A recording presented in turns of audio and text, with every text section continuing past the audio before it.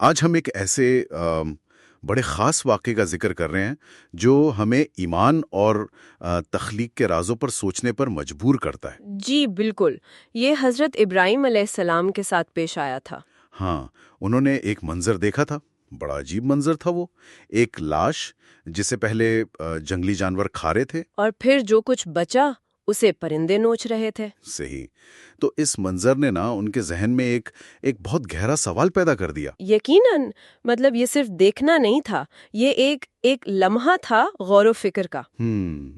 یہ دیکھ کر حضرت ابراہیم نے سوچا کہ بھائی جب کوئی چیز ایسے بکھر جاتی ہے تو اللہ تعالیٰ مردوں کو دوبارہ زندگی کیسے دے گا؟ یہی سوال انہوں نے پھر اللہ تعالیٰ سے کیا۔ جی، انہوں نے پوچھا کہ اے میرے رب، مجھے دکھا تو مردوں کو کیسے زندہ کرتا ہے؟ اور اللہ تعالیٰ کا جواب وہ بھی سیدھا نہیں تھا، کوئی لیکچر نہیں تھا۔ نہیں، بالکل نہیں، بلکہ ایک عملی تجربہ کرنے کا حکم ملا۔ اچھا، کیا حکم تھا؟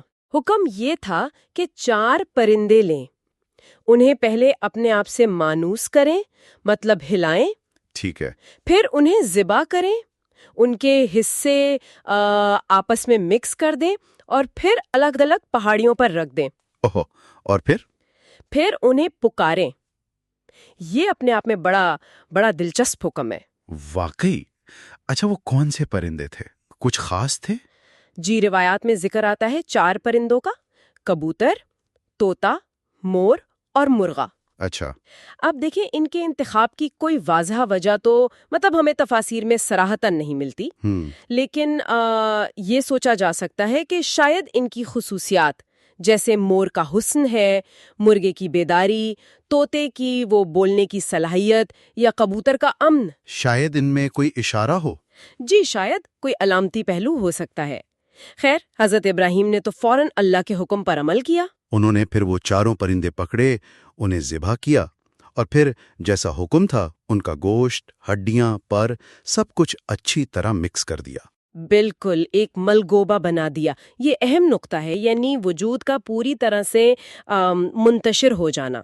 اور پھر اس مکسچر کو الگ الگ جگہوں پر، شاید پہاڑیوں پر رکھ دیا۔ جی، حکم کے مطابق الگ الگ مقامات پر رکھ دیا۔ اب آیا وہ فیصلہ کن لمحہ، جب پکارنے کا وقت آیا۔ ہاں، حضرت ابراہیم نے اللہ کے حکم سے، اس کے اذن سے ان پرندوں کو پکارا۔ اور پھر کیا ہوا؟ قرآن پاک بتاتا ہے کہ جیسے ہی پکارا، وہ بکھرے ہوئے ملے جلے اجزاء وہ حرکت میں آ گئے۔ سچ میں؟ جی، ہر پرندے کے حصے اپنی اپنی جگہ سے ایک دوسرے کی طرف لپکے وہ جڑنے لگے۔ ناقابل یقین۔ اور ایک لمحے میں وہ 4 پرندے مکمل زندہ حالت میں اڑتے ہوئے سیدھا حضرت ابراہیم کے پاس واپس آ گئے۔ سبحان اللہ! یہ معجزہ دیکھ کر تو حضرت ابراہیم کا کیا حال ہوا ہوگا؟ ان کا رد عمل وہ ایمان اور شکر سے بھرا ہوا تھا۔ ان کی زبان سے بے ساختہ نکلا ہوگا کہ اے رب عظیم، تیری حکمت تو لاجواب ہے اور ساری تعریفیں تیرے ہی لیے ہیں۔ یقیناً، یہ صرف ایک واقعہ نہیں تھا، یہ تو اللہ کی قدرت کا، اس کے حکمت کا ایک کھلا ثبوت تھا۔ بالکل، جس نے ان کے ایمان کو اور بھی پختہ کر دیا۔ تو اس سارے واقعے کا جو مرکزی سبق ہے وہ کیا ہے؟ دیکھیں، پیغام بہت واضح ہیں۔ اللہ تعالیٰ کی تخلیق کرنے کی، زندگی دینے کی طاقت وہ لامحدود ہے۔ یعنی جیسے پہلی بار بنایا ویسے ہی بکھرنے کے بعد دوبارہ بنا سکتا ہے۔ جی ہاں، جیسے وہ پہلی بار پیدا کر سکتا ہے، بالکل اسی طرح ان بکھرے ہوئے حصوں کو جوڑ کر دوبارہ زندگی دینا بھی اس کے لیے بالکل آسان ہے۔